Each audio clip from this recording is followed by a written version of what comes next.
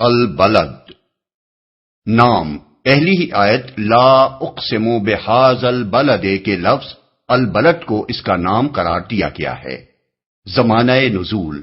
اس کا مضمون اور انداز بیان مکہ معظمہ کے ابتدائی دور کی صورتوں کا سا ہے، مگر ایک اشارہ اس میں ایسا موجود ہے جو پتہ دیتا ہے کہ اس کے نزول کا زمانہ وہ تھا جب کفار مکہ رسول اللہ صلی اللہ علیہ وسلم کی دشمنی پر تل گئے تھے اور آپ کے خلاف ہر ظلم اور زیادتی کو انہوں نے اپنے لیے حلال کر لیا تھا۔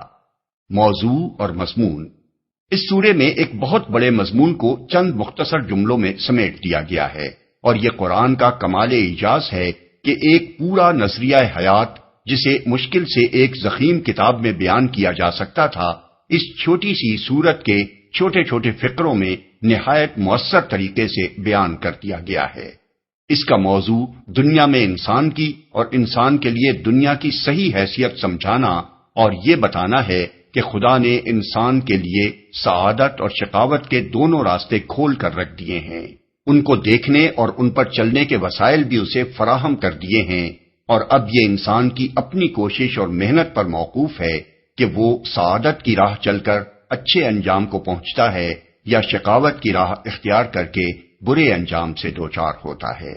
سب سے پہلے شہر مکہ اور اس میں رسول اللہ صلی اللہ علیہ وسلم پر گزرنے والے مصائب اور پوری اولاد آدم کی حالت کو اس حقیقت پر گواہ کی حیثیت سے پیش کیا گیا ہے کہ یہ دنیا انسان کے لیے آرام گاہ نہیں ہے جس میں وہ مزے اڑانے کے لیے پیدا کیا گیا ہو، بلکہ یہاں اس کی پیدائش ہی مشقت کی حالت میں ہوئی ہے۔ اس مضمون کو اگر سورہ نجم کی آیت 39 لیسا للانسان الا ما سعی کے ساتھ ملا کر دیکھا جائے تو بات بالکل واضح ہو جاتی ہے کہ اس کارگاہ دنیا میں انسان کے مستقبل کا انحصار اس کی سعی و کوشش اور محنت و مشقت پر ہے۔ اس کے بعد انسان کی یہ غلط فہمی دور کی گئی ہے کہ یہاں بس وہی وہ ہے اور اوپر کوئی بالا تر طاقت نہیں ہے جو اس کے کام کی نگرانی کرنے والی اور اس پر مواخذہ کرنے والی ہو۔ پھر انسان کے بہت سے جاہلانہ اخلاقی تصورات میں سے ایک چیز کو بطور مثال لے کر بتایا گیا ہے کہ دنیا میں اس نے بڑائی اور فضیلت کے کیسے غلط معیار تجویز کر رکھے ہیں۔ جو شخص اپنی کبریائی کی نمائش کے لیے ڈھیروں مال لٹاتا ہے وہ خود بھی اپنی ان شاہ خرچیوں پر فخر کرتا ہے اور لوگ بھی اسے خوب داد دیتے ہیں، حالانکہ جو ہستی اس کے کام کی نگرانی کر رہی ہے وہ یہ دیکھتی ہے کہ اس نے یہ مال کن طریقوں سے حاصل کیا اور کن راستوں میں کس نیت اور کن اغراض کے لیے خرچ کیا۔ اس کے بعد اللہ تعالیٰ فرماتا ہے کہ ہم نے انسان کو علم کے ذرائع اور سوچنے سمجھنے کی صلاحیتیں دے کر اس کے سامنے بھلائی اور برائی کے دونوں راستے کھول کر رکھ دیے ہیں۔ ایک راستہ وہ ہے جو اخلاق کی پستیوں کی طرف جاتا ہے اور اس پر جانے کے لیے کوئی تکلیف نہیں اٹھانی پڑتی بلکہ نفس کو خوب لذت حاصل ہوتی ہے۔ دوسرا راستہ اخلاق کی بلندیوں کی طرف جاتا ہے جو ایک دشوار گزار گھاٹی کی طرح ہے کہ اس پر چلنے کے لیے آدمی کو اپنے نفس پر جبر کرنا پڑتا ہے۔ یہ انسان کی کمزوری ہے کہ وہ اس گھاٹی پر چڑھنے کی بنسبت کھڈ میں لڑکنے کو ترجیح دیتا ہے۔ پھر اللہ تعالیٰ نے بتایا ہے کہ وہ گھاٹی کیا ہے جس سے گزر کر آدمی بلندیوں کی طرف جا سکتا ہے۔ وہ یہ ہے کہ ریا اور فخر اور نمائش کے خرچ چھوڑ کر آدمی اپنا مال یتیموں اور مسکینوں کی مدد پر خرچ کرے، اللہ اور اس کے دین پر ایمان لائے اور ایمان لانے والوں کے گروہ میں شامل ہو کر ایک ایسے معاشرے کی تشکیل میں حصہ لے جو صبر کے ساتھ حق پرستی کے تقاضوں کو پورا کرنے والا اور خلق پر رحم کھانے والا ہو۔ اس راستے پر چلنے والوں کا انجام یہ ہے کہ آدمی اللہ کی رحمتوں کا مستحق ہو، اور اس کے برعکس دوسرا راستہ اختیار کرنے والوں کا انجام دوزخ کی آگ ہے جس سے نکلنے کے سارے دروازے بند ہیں۔ بسم اللہ الرحمن الرحیم، شروع اللہ کے نام سے جو رحمان و رحیم ہے۔ لا اقسم بهذا البلد وانت حل بهذا البلد ووالد وما ولد لقد خلقنا الانسان في كبد۔ نہیں، میں قسم کھاتا ہوں اس شہر کی، اور حال یہ ہے کہ اے نبی اس شہر میں تم کو حلال کر لیا گیا ہے، اور قسم کھاتا ہوں باپ کی اور اس اولاد کی جو اس سے پیدا ہوئی، در حقیقت ہم نے انسان کو مشقت میں پیدا کیا ہے۔ نہیں، اس سے پہلے ہم سورہ قیامہ میں اس بات کی وضاحت کر چکے ہیں کہ کلام کا آغاز نہیں سے کرنا اور پھر قسم کھا کر آگے کی بات شروع کرنا یہ معنی رکھتا ہے کہ لوگ کوئی غلط بات کہہ رہے تھے جس کی تردید کرتے ہوئے فرمایا گیا کہ نہیں، بات وہ نہیں ہے جو تم سمجھے بیٹھے ہو، بلکہ میں فلاں فلاں چیزوں کی قسم کھاتا ہوں کہ اصل بات یہ ہے۔ اب رہا یہ سوال کہ وہ بات کیا تھی جس کی تردید میں یہ کلام نازل ہوا، تو اس پر بات کا مضمون خود دلالت کر رہا ہے۔ کفار مکہ یہ کہتے تھے کہ ہم جس طرز زندگی پر چل رہے ہیں اس میں کوئی خرابی نہیں ہے، دنیا کی زندگی بس یہی کچھ ہے کہ کھاؤ پیو، مزے اڑاؤ اور جب وقت آئے تو مر جاؤ۔ محمد صلی اللہ علیہ وسلم خامخواہ ہمارے اس طرز زندگی کو غلط ٹھہرا رہے ہیں اور ہمیں ڈرا رہے ہیں کہ اس پر کبھی ہم سے باز پرس ہوگی اور ہمیں جزا و سزا سے سابقہ پیش آئے گا۔ اس شہر کی یعنی شہر مکہ کی۔ اس مقام پر یہ بات کھولنے کی کوئی ضرورت نہ تھی کہ اس شہر کی قسم کیوں کھائی جا رہی ہے۔ اہل مکہ اپنے شہر کا پس منظر خود جانتے تھے کہ کس طرح ایک بے آب و گیا وادی میں سنسان پہاڑوں کے درمیان حضرت ابراہیم نے اپنی ایک بیوی اور ایک شیرخوار بچے کو یہاں لا کر بے سہارا چھوڑا، کس طرح یہاں ایک گھر بنا کر ایسی حالت میں حج کی منادی کی جبکہ دور دور تک کوئی اس منادی کا سننے والا نہ تھا، اور پھر کس طرح یہ شہر آخر کار تمام عرب کا مرکز بنا اور ایسا حرم قرار پایا کہ 14 برس تک عرب کی سرزمین بے آئین میں اس کے سوا امن کا کوئی مقام نہ تھا۔ حلال کر لیا گیا ہے۔ اصل الفاظ ہیں انت حل بہذا البلد۔ اس کے 3 معنی مفسرین نے بیان کیے ہیں۔ ایک یہ کہ آپ اس شہر میں مقیم ہیں اور آپ کے مقیم ہونے سے اس کی عظمت میں اور اضافہ ہو گیا ہے۔ دوسرے یہ کہ اگرچہ یہ شہر حرم ہے مگر ایک وقت آئے گا جب کچھ دیر کے لیے یہاں جنگ کرنا اور دشمنان دین کو قتل کرنا آپ کے لیے حلال ہو جائے گا۔ تیسرے یہ کہ اس شہر میں جنگل کے جانوروں تک کو مارنا اور درختوں تک کو کاٹنا اہل عرب کے نزدیک حرام ہے اور ہر ایک کو یہاں امن میسر ہے، لیکن حال یہ ہو گیا ہے کہ اے نبی تمہیں یہاں کوئی امن نصیب نہیں، تمہیں ستانا اور تمہارے قتل کی تدبیریں کرنا حلال کر لیا گیا ہے۔ اگرچہ الفاظ میں تینوں معنوں کی گنجائش ہے، لیکن جب ہم آگے کے مضمون پر غور کرتے ہیں تو محسوس ہوتا ہے کہ پہلے 2 معنی اس سے کوئی مناسبت نہیں رکھتے اور تیسرا مفہوم ہی اس سے میل کھاتا ہے، جو اس سے پیدا ہوئی۔ چونکہ مطلقاً باپ اور اس سے پیدا ہونے والی اولاد کے الفاظ استعمال کیے گئے ہیں اور آگے انسان کا ذکر کیا گیا ہے، اس لیے باپ سے مراد آدم علیہ السلام ہی ہو سکتے ہیں، اور ان سے پیدا ہونے والی اولاد سے مراد وہ تمام انسان ہیں جو دنیا میں پائے گئے ہیں، اب پائے جاتے ہیں اور آئندہ پائے جائیں گے۔ مشقت میں پیدا کیا ہے۔ یہ ہے وہ بات جس پر وہ قسمیں کھائی گئی ہیں جو اوپر مذکور ہوئیں۔ انسان کے مشقت میں پیدا کیے جانے کا مطلب یہ ہے کہ انسان اس دنیا میں مزے کرنے اور چین کی بنسری بجانے کے لیے پیدا نہیں کیا گیا ہے، بلکہ اس کے لیے یہ دنیا محنت اور مشقت اور سختیاں جھیلنے کی جگہ ہے، اور کوئی انسان بھی اس حالت سے گزرے بغیر نہیں رہ سکتا۔ یہ شہر مکہ گواہ ہے کہ کسی اللہ کے بندے نے اپنی جان کھپائی تھی تب یہ بسا اور عرب کا مرکز بنا۔ اس شہر مکہ میں محمد صلی اللہ علیہ وسلم کی حالت گواہ ہے کہ وہ ایک مقصد کے لیے طرح طرح کی مصیبتیں برداشت کر رہے ہیں، حتیٰ کہ یہاں جنگل کے جانوروں کے لیے امان ہے مگر ان کے لیے نہیں ہے، اور ہر انسان کی زندگی ماں کے پیٹ میں نطفہ قرار پانے سے لے کر موت کے آخری سانس تک اس بات پر گواہ ہے کہ اس کو قدم قدم پر تکلیف، مشقت، محنت، خطرات اور شدائد کے مرحلوں سے گزرنا پڑتا ہے،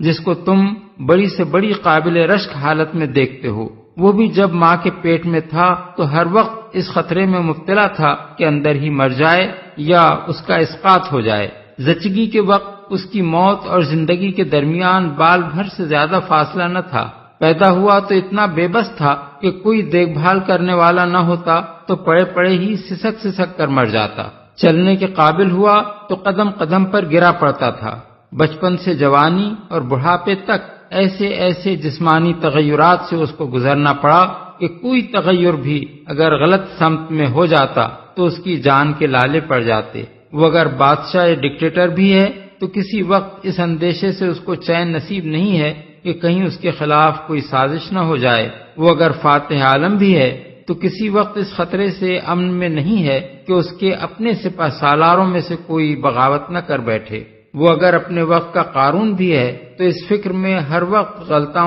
پیچاں ہے کہ اپنی دولت کیسے بڑھائے اور کس طرح اس کی حفاظت کرے۔ غرض کوئی شخص بھی بے غل و غش چین کی نعمت سے بہرہ مند نہیں ہے، کیونکہ انسان پیدا ہی مشقت میں کیا گیا ہے۔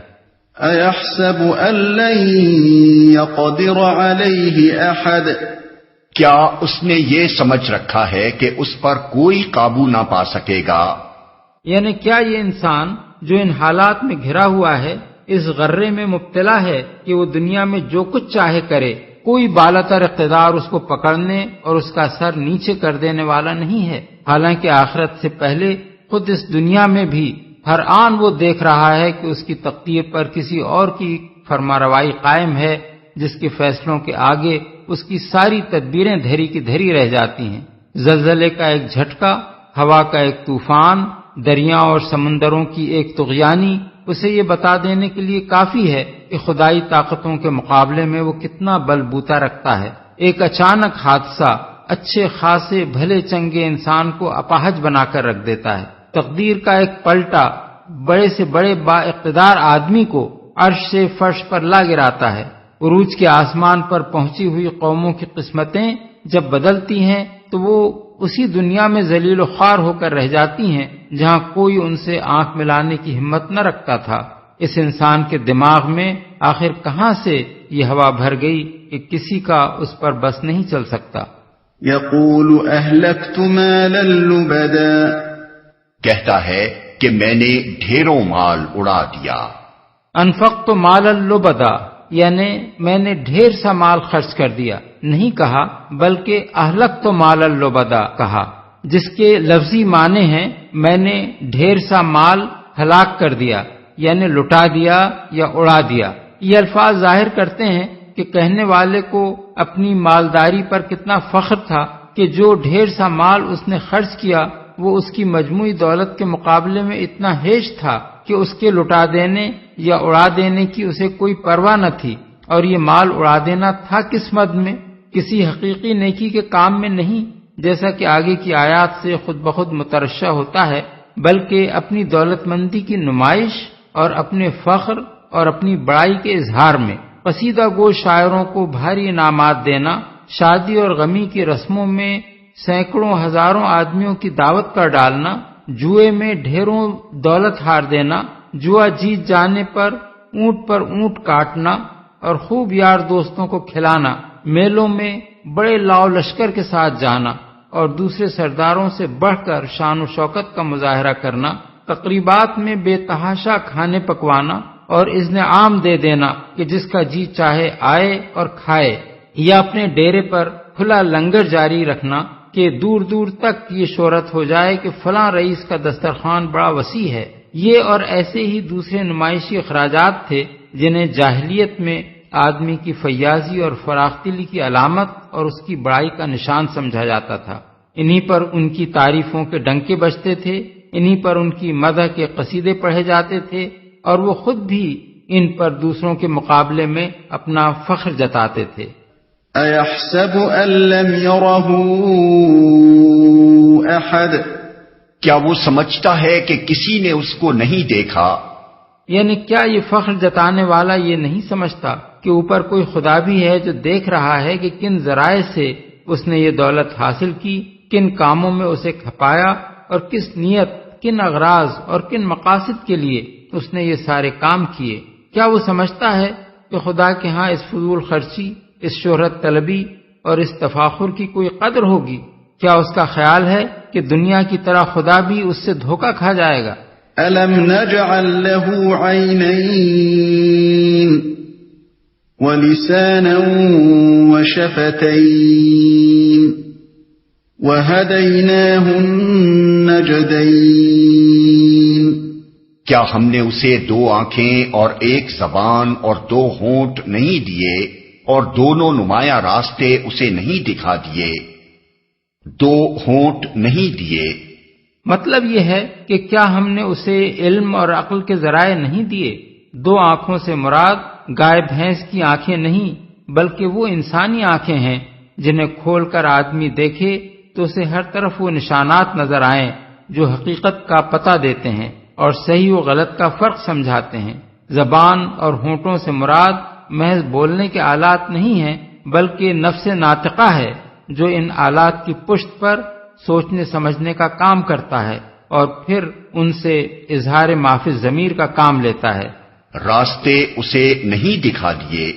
یعنی ہم نے محض عقل و فکر کی طاقتیں عطا کر کے اسے چھوڑ نہیں دیا کہ اپنا راستہ خود تلاش کرے، بلکہ اس کی رہنمائی بھی کی اور اس کے سامنے بھلائی اور برائی،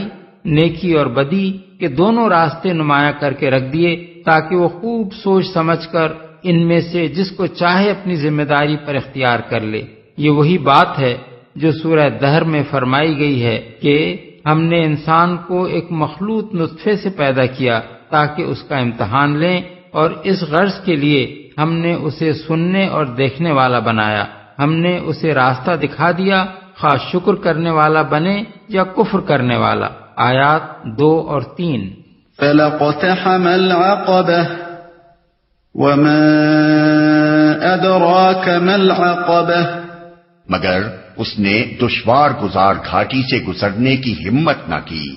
اور تم کیا جانو کہ کیا ہے وہ دشوار گزار گھاٹی، گزرنے کی ہمت نہ کی۔ اصل الفاظ ہیں فَلَقْتَحَمَ الْعَقَبَةَ، اقتحام کے معنی ہیں اپنے آپ کو کسی سخت اور مشقت طلب کام میں ڈالنا، اور عقبہ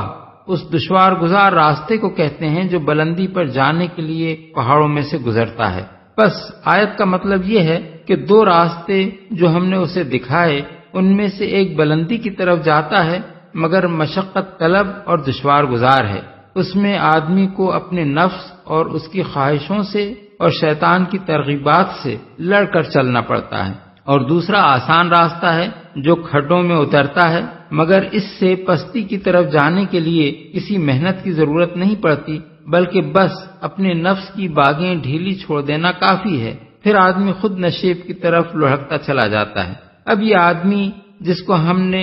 دونوں راستے دکھا دیے تھے، اس نے ان میں سے پستی کی جانب جانے والے راستے کو اختیار کر لیا اور اس مشقت طلب راستے کو چھوڑ دیا جو بلندی کی طرف جانے والا ہے۔ فَكُّ رَقَبَةٍ أَوْ إِطْعَامٌ فِي يَوْمٍ ذِي مَسْغَبَةٍ يَتِيمًا ذَا مَقْرَبَةٍ أَوْ مِسْكِينًا ذَا مَتْرَبَةٍ کسی گردن کو غلامی سے چھڑانا یا فاقے کے دن کسی قریبی یتیم یا خاک نشین مسکین کو کھانا کھلانا۔ اوپر چونکہ اس کی فضول خرچیوں کا ذکر کیا گیا ہے جو وہ اپنی بڑائی کی نمائش اور لوگوں پر اپنا فخر جتانے کے لیے کرتا ہے، اس لیے اب اس کے مقابلے میں بتایا گیا ہے کہ وہ کون سا خرچ اور مال کا کون سا مصرف ہے جو اخلاق کی پستیوں میں گرانے کے بجائے آدمی کو بلندیوں کی طرف لے جاتا ہے، مگر اس میں نفس کی کوئی لذت نہیں ہے بلکہ آدمی کو اس کے لیے اپنے نفس پر جبر کر کے ایثار اور قربانی سے کام لینا پڑتا ہے۔ وہ خرچ یہ ہے کہ آدمی کسی غلام کو خود آزاد کرے یا اس کی مالی مدد کرے تاکہ وہ اپنا فدیہ ادا کر کے رہائی حاصل کر لے، یا کسی غریب کی گردن قرض کے جال سے نکالے، یا کوئی بے وسیلہ آدمی اگر کسی تاوان کے بوجھ سے لد گیا ہو تو اس کی جان اس سے چھڑائے۔ اسی طرح وہ خرچ یہ ہے کہ آدمی بھوک کی حالت میں کسی قریبی یتیم یعنی رشتہ دار یا پڑوسی یتیم اور کسی ایسے بے کس محتاج کو کھانا کھلائے جسے غربت و افلاس کی شدت نے خاک میں ملا دیا ہو اور جس کی دستگیری کرنے والا کوئی نہ ہو۔ ایسے لوگوں کی مدد سے آدمی کی شہرت کے ڈنکے تو نہیں بجتے، اور نہ ان کو کھلا کر آدمی کی دولت مندی اور دریا دلی کے وہ چرچے ہوتے ہیں جو ہزاروں کھاتے پیتے لوگوں کی شاندار دعوتیں کرنے سے ہوا کرتے ہیں، مگر اخلاق کی بلندیوں کی طرف جانے کا راستہ اسی دشوار گزار گھاٹی سے ہو کر گزرتا ہے۔ ان آیات میں نیکی کے جن کاموں کا ذکر کیا گیا ہے ان کے بڑے فضائل رسول اللہ صلی اللہ علیہ وسلم نے اپنے ارشادات میں بیان فرمائے ہیں۔ مثلا فک رقبۃ یعنی گردن چھڑانے کے بارے میں حضور کی بکثرت احادیث روایات میں نقل ہوئی ہیں، جن میں سے ایک حضرت ابو ہریرہ کی یہ روایت ہے کہ حضور نے فرمایا، جس شخص نے ایک مومن غلام کو آزاد کیا، اللہ تعالیٰ اس غلام کے ہر عضو کے بدلے میں آزاد کرنے والے شخص کے ہر عضو کو دوزخ کی آگ سے بچا لے گا۔ ہاتھ کے بدلے میں ہاتھ، پاؤں کے بدلے میں پاؤں، شرمگاہ کے بدلے میں شرمگاہ۔ بحوالہ مسند احمد، بخاری، مسلم، ترمذی اور نسائی۔ حضرت علی بن حسین یعنی امام زین العابدین نے اس حدیث کے راوی سعد بن مرجانہ سے پوچھا، کیا تم نے ابو ہریرہ سے یہ حدیث خود سنی ہے؟ انہوں نے کہا ہاں۔ اس پر امام زین العابدین نے اپنے سب سے زیادہ قیمتی غلام کو بلایا اور اسی وقت اسے آزاد کر دیا۔ مسلم میں بیان کیا گیا ہے کہ اس غلام کے لیے ان کو 10,000 درہم قیمت مل رہی تھی۔ امام ابو حنیفہ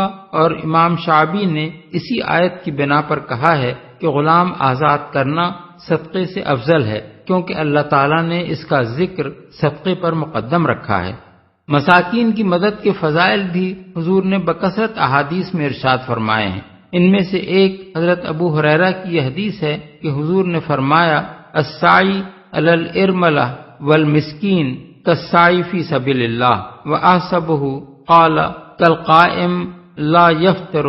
وکالصائم لا یفطر، یعنی بیوہ اور مسکین کی مدد کے لیے دوڑ دھوپ کرنے والا ایسا ہے جیسے جہاد فی سبیل اللہ میں دوڑ دھوپ کرنے والا۔ اور حضرت ابو ہریرہ کہتے ہیں کہ مجھے یہ خیال ہوتا ہے کہ حضور نے یہ بھی فرمایا تھا کہ وہ ایسا ہے جیسے وہ شخص جو نماز میں کھڑا رہے اور آرام نہ لے، اور وہ جو پے در پے روزے رکھے اور کبھی روزہ نہ چھوڑے۔ بحوالہ بخاری و مسلم۔ یتامہ کے بارے میں تو حضور کے بے شمار ارشادات ہیں۔ حضرت سہل بن سعد کی روایت ہے کہ رسول اللہ صلی اللہ علیہ وسلم نے فرمایا، میں اور وہ شخص جو کسی رشتہ دار یا غیر رشتہ دار یتیم کی کفالت کرے جنت میں اس طرح ہوں گے۔ یہ فرما کر آپ نے شہادت کی انگلی اور بیچ کی انگلی کو اٹھا کر دکھایا اور دونوں انگلیوں کے درمیان تھوڑا سا فاصلہ رکھا۔ بحوالہ بخاری۔ حضرت ابو ہریرہ حضور کا یہ ارشاد نقل کرتے ہیں کہ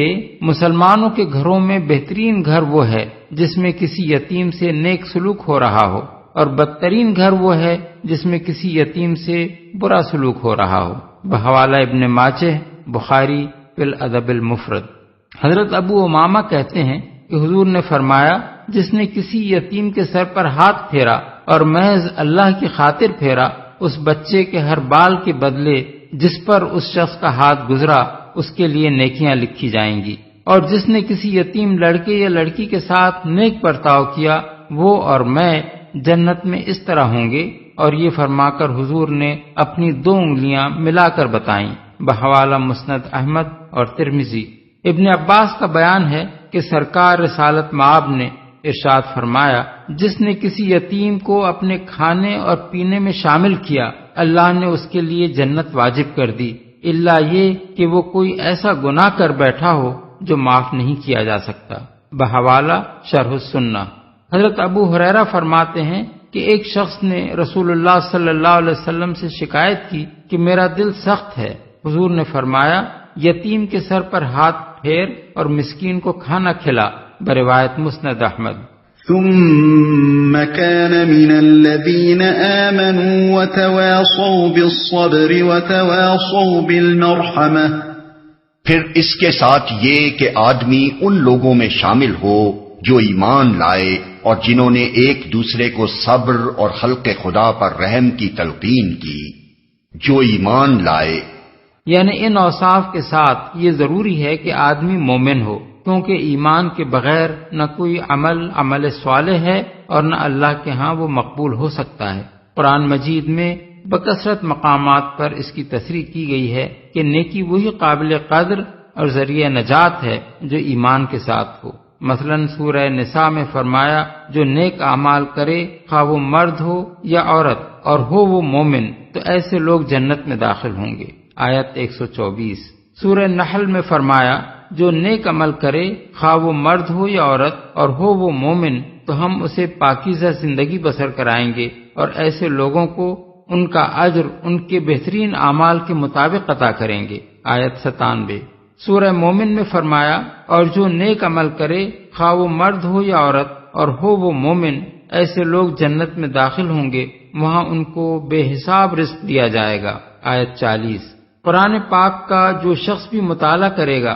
وہ یہ دیکھے گا کہ اس کتاب میں جہاں بھی عمل صالح کے اجر اور اس کی جزائے خیر کا ذکر کیا گیا ہے وہاں لازماً اس کے ساتھ ایمان کی شرط لگی ہوئی ہے۔ عمل بلا ایمان کو کہیں بھی خدا کے ہاں مقبول نہیں قرار دیا گیا ہے اور نہ اس پر کسی اجر کی امید دلائی گئی ہے۔ اس مقام پر یہ اہم نقطہ بھی نگاہ سے مخفی نہ رہنا چاہیے کہ آیت میں یہ نہیں فرمایا گیا ہے کہ پھر وہ ایمان لایا، بلکہ یہ فرمایا گیا ہے کہ پھر وہ ان لوگوں میں شامل ہوا جو ایمان لائے۔ اس کے معنی یہ ہیں کہ محض ایک فرد کی حیثیت سے اپنی جگہ ایمان لا کر رہ جانا مطلوب نہیں ہے، بلکہ مطلوب یہ ہے کہ ہر ایمان لانے والا ان دوسرے لوگوں کے ساتھ مل جائے جو ایمان لائے ہیں، تاکہ اس سے اہل ایمان کی ایک جماعت بنے، ایک مومن معاشرہ وجود میں آئے اور اجتماعی طور پر ان بھلائیوں کو قائم کیا جائے جن کا قائم کرنا اور ان برائیوں کو مٹایا جائے جن کا مٹانا ایمان کا تقاضا ہے۔ رحم کی تلقین کی۔ یہ مومن معاشرے کی دو اہم خصوصیات ہیں جن کو دو مختصر فقروں میں بیان کر دیا گیا ہے۔ پہلی خصوصیت یہ ہے کہ اس کے افراد ایک دوسرے کو صبر کی تلقین کریں اور دوسری یہ کہ وہ ایک دوسرے کو رحم کی تلقین کریں۔ جہاں تک صبر کا تعلق ہے ہم اس سے پہلے بارہا اس امر کی وضاحت کر چکے ہیں کہ قرآن مجید جس وسیع مفہوم میں اس لفظ کو استعمال کرتا ہے اس کے لحاظ سے مومن کی پوری زندگی صبر کی زندگی ہے، اور ایمان کے راستے پر قدم رکھتے ہی آدمی کے صبر کا امتحان شروع ہو جاتا ہے۔ خدا کی فرض کردہ عبادتوں کے انجام دینے میں صبر درکار ہے، خدا کے احکام کی اطاعت و پیروی میں صبر کی ضرورت ہے، خدا کی حرام کی ہوئی چیزوں سے بچنا صبر کے بغیر ممکن نہیں ہے، اخلاق کی برائیوں کو چھوڑنا اور پاکیزہ اخلاق اختیار کرنا صبر چاہتا ہے۔ قدم قدم پر گناہوں کی ترغیبات سامنے آتی ہیں جن کا مقابلہ صبر ہی سے ہو سکتا ہے۔ بے شمار مواقع زندگی میں ایسے پیش آتے ہیں جن میں خدا کے قانون کی پیروی کی جائے تو نقصانات، تکالیف، مصائب اور محرومیوں سے سابقہ پڑتا ہے، اور اس کے برعکس نافرمانی کی راہ اختیار کی جائے تو فائدے اور لذتیں حاصل ہوتی نظر آتی ہیں۔ صبر کے بغیر ان مواقع سے کوئی مومن بخیریت نہیں گزر سکتا۔ پھر ایمان کی راہ اختیار کرتے ہی آدمی کو اپنے نفس اور اس کے خواہشات سے لے کر اپنے اہل و عیال، اپنے خاندان، اپنے معاشرے، اپنے ملک و قوم اور دنیا بھر کے شیاطین جن و انس کی مزاحمتوں کا سامنا کرنا پڑتا ہے، حتیٰ کہ راہ خدا میں ہجرت اور جہاد کی نوبت بھی آ جاتی ہے۔ ان سب حالات میں صبر ہی کی صفت آدمی کو ثابت قدم رکھ سکتی ہے۔ اب یہ ظاہر بات ہے کہ ایک مومن اکیلا اس شدید امتحان میں پڑ جائے تو ہر وقت شکست کھا جانے کے خطرے سے دوچار ہوگا اور مشکل ہی سے کامیاب ہو سکے گا۔ بخلاف اس کے اگر ایک مومن معاشرہ ایسا موجود ہو جس کا ہر فرد خود بھی صابر ہو اور جس کے سارے افراد ایک دوسرے کو صبر کے اس ہمگیر امتحان میں سہارا بھی دے رہے ہوں تو کامرانیاں اس معاشرے کے قدم چومیں گی۔ بدی کے مقابلے میں ایک بے پناہ طاقت پیدا ہو جائے گی۔ انسانی معاشرے کو بھلائی کے راستے پر لانے کے لیے ایک زبردست لشکر تیار ہو جائے گا۔ راہ رحم تو اہل ایمان کے معاشرے کی امتیازی شان یہی ہے کہ وہ ایک سنگ دل، بے رحم اور ظالم معاشرہ نہیں ہوتا، بلکہ انسانیت کے لیے رحیم و شفیق اور آپس میں ایک دوسرے کا ہمدرد و غمخوار معاشرہ ہوتا ہے۔ فرد کی حیثیت سے بھی ایک مومن اللہ کی شان رحیمی کا مظہر ہے، اور جماعت کی حیثیت سے بھی مومنوں کا گروہ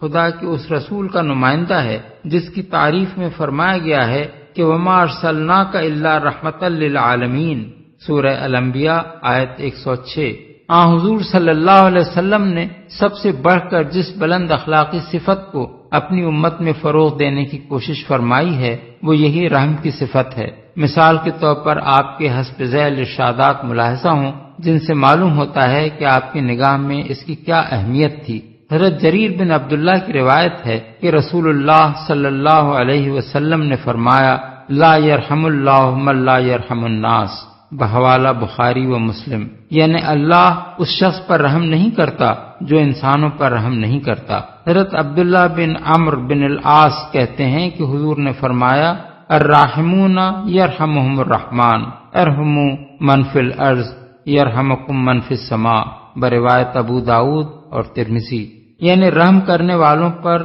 رحمان رحم کرتا ہے، زمین والوں پر رحم کرو، آسمان والا تم پر رحم کرے گا۔ حضرت ابو سعید خدری حضور کا یہ ارشاد نقل کرتے ہیں کہ من لا یرحم لا یرحم، بحوالہ بخاری فی الادب المفرد، یعنی جو رحم نہیں کرتا اس پر رحم نہیں کیا جاتا۔ ابن عباس کہتے ہیں کہ رسول اللہ صلی اللہ علیہ وسلم نے فرمایا، لیس منا من لم یرحم صغیرنا ولم یوقر کبیرنا، بحوالہ ترمذی، یعنی وہ شخص ہم میں سے نہیں ہے جو ہمارے چھوٹے پر رحم نہ کھائے اور ہمارے بڑے کی توقیر نہ کرے۔ ابو داؤد نے حضور کے اس ارشاد کو حضرت عبداللہ بن عمرو کے حوالے سے یوں نقل کیا ہے، من لم یرحم صغیرنا و یعرف حق کبیرنا فلیس منا، یعنی جس نے ہمارے چھوٹے پر رحم نہ کھایا اور ہمارے بڑے کا حق نہ پہچانا وہ ہم میں سے نہیں ہے۔ حضرت ابو ہریرہ کہتے ہیں کہ میں نے ابو القاسم صادق و مصدوق صلی اللہ علیہ وسلم کو یہ فرماتے سنا ہے، لا تنزع الرحمہ الا من شقی، بحوالہ مسند احمد اور ترمذی، یعنی بدبخت آدمی کے دل ہی سے رحم سلب کر لیا جاتا ہے۔ حضرت ایاز بن حمار کی روایت ہے کہ حضور نے فرمایا، 3 قسم کے آدمی جنتی ہیں، ان میں سے ایک رجل رحیم رقیق القلب لکل ذی قربہ و مسلم، بروایت مسلم، یعنی وہ شخص ہے